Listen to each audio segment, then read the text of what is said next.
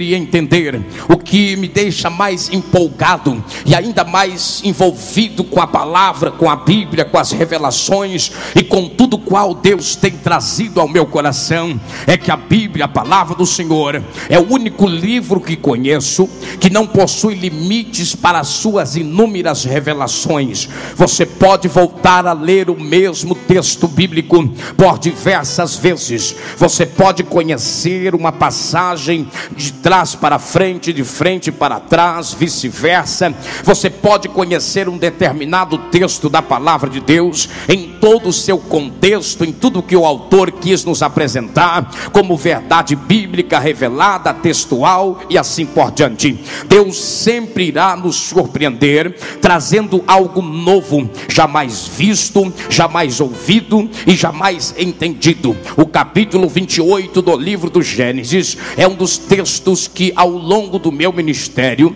eu tenho aprendido muito da parte de Deus. Já foram muitas mensagens que Deus trouxe ao meu coração inseridas neste capítulo, mas nenhuma delas tornou-se tão importante e marcante na minha vida como a palavra que Deus trouxe-me para transmitir ao coração de todos os companheiros, irmãos e amigos que estão conosco esta noite. A Bíblia fala, conta-nos, está nos trazendo à memória a história ou o início dela, do terceiro patriarca da linhagem de Israel. Todos nós sabemos que posteriormente Deus ter criado o homem e logo perceber que este homem foi corrompido pelo pecado, expulsos do paraíso, confundidos na torre de Babel, destruídos no dilúvio, Deus olhou novamente para a terra e resolve dar uma outra oportunidade a este mundo,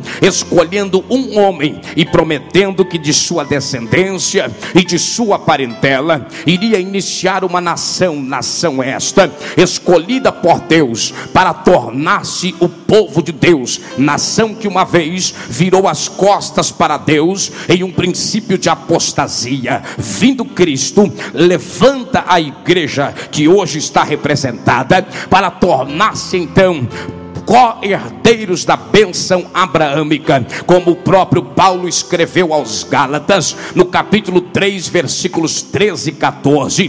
Cristo padeceu no Calvário para que a bênção de Abraão chegasse aos gentios e para que nós pela fé recebêssemos a promessa do Espírito Santo. Então, ao longo da cronologia histórica e de todo o contexto daquilo que o próprio Deus desenvolveu como plano da salvação, alguns personagens tornaram-se muito importantes ao longo de todo o contexto histórico e bíblico. Há três classes de personagens em toda a Bíblia Sagrada.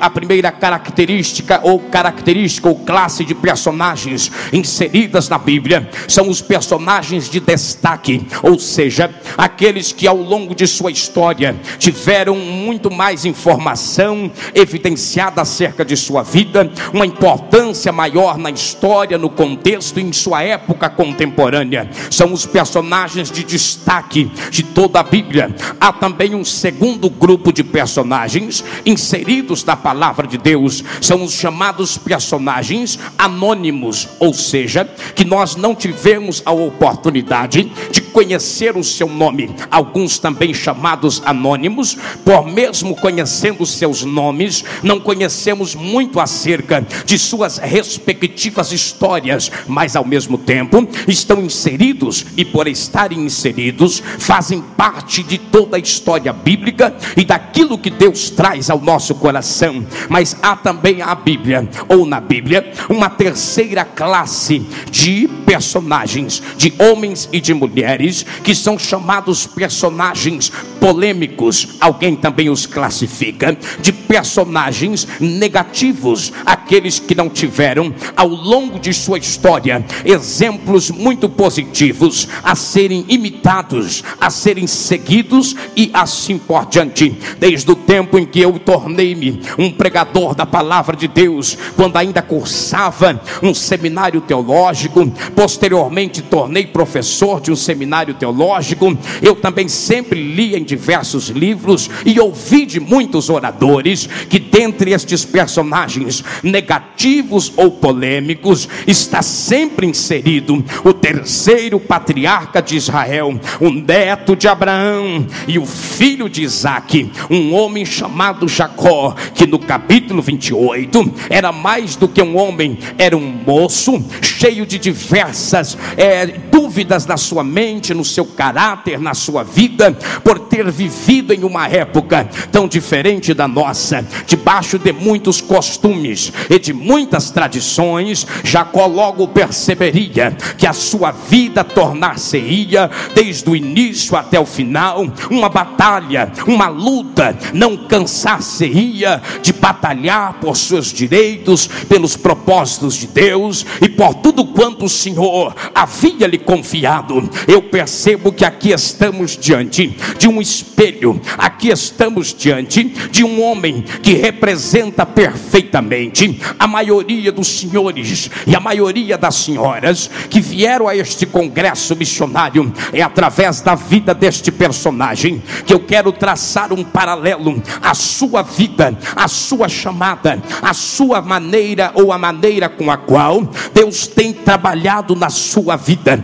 Quando eu leio a história de Jacó, eu percebo que aqui estamos diante de um dos grandes segredos de toda a Bíblia. Por quê, pastor? Porque a tradição desta época dizia que o direito da primogenitura teria que ser dado àquele que nascesse em primeiro lugar. No texto, então, o direito da primogenitura teria que ser destinado ou dado a Esaú. Por sua vez, vai entrar no cenário bíblico alguém chamado Jacó. É muito interessante fazê-los compreender que Deus é o maior especialista que eu conheço em quebrar lógica, em quebrar tradições e fazer conforme sua vontade e conforme o seu desejo. Em outras palavras, Deus sempre estará disposto a acreditar em quem ninguém acredita, em investir em quem ninguém quer investir, em fazer ser quem ninguém imaginaria que um dia seria. Este é Deus, e esta é a forma com a qual Deus trabalha nesta terra. A Bíblia diz que Jacó nasceu segurando, agarrado ao calcanhar do seu irmão. Por nascer agarrado ao calcanhar do seu irmão, logo seu nome escolhido foi Jacó, que no hebraico significa aquele que segura o calcanhar. Eu acho muito interessante é que a partir deste instante alguém olhava para Jacó e dizia: se é aquele que segura o calcanhar, então outros pejorativos ou adjetivos vão acompanhar seu nome. Alguém dizia que Jacó era suplantador, enganador, mentiroso, traiçoeiro e assim por diante. Mas um dia eu olhei para a vida deste jovem e eu tornei-me então um apologista, e esta noite eu quero defender mais uma vez este menino, este moço, este jovem, este homem, este pai e avô chamado Jacó. A Bíblia diz que ele segurou o calcanhar de seu irmão. Mais uma vez, lendo o nome Jacó e aprendendo etimologicamente o significado de seu nome, eu percebi e descobri que o nome Jacó não vem do hebraico, mas o nome Jacó, ele vem do Ciro-fenício, uma língua muito mais antiga do que a hebraica. E nesta terra distante, algumas pessoas já se chamavam Jacó. Por esta razão, no Ciro-fenício, Jacó significa amado, Jacó significa escolhido. Quando Deus olhou para a Bíblia e pediu ao profeta Malaquias que profetizasse, dizendo que Deus amou Jacó e aborreceu-se de Esaú, e quando Deus disse a Obadias para trazer ao longo do seu livro, exterminando e dizendo que a descendência de Esaú, a terra de Edom, foi exterminada por Deus e pelo seu povo, porque não permitiram, no capítulo 20 de Números, permitir que o povo atravessasse a terra de Edom. Deus está mostrando um princípio tremendo e maravilhoso. A ciência descobriu o que Deus Deus já sabia há muitos anos atrás. E o que é, pastor? Quando dois gêmeos são gerados no ventre de uma mãe, o que é gerado em primeiro lugar, ele é gerado ao útero da mãe. Mas o que é gerado em segundo lugar, ele é gerado ao irmão. Se Jacó nasceu primeiro, ou por que não dizer se Esaú nasceu primeiro, é porque Esaú foi gerado em segundo lugar e Jacó foi gerado em primeiro lugar. Pastor, o que o senhor está dizendo?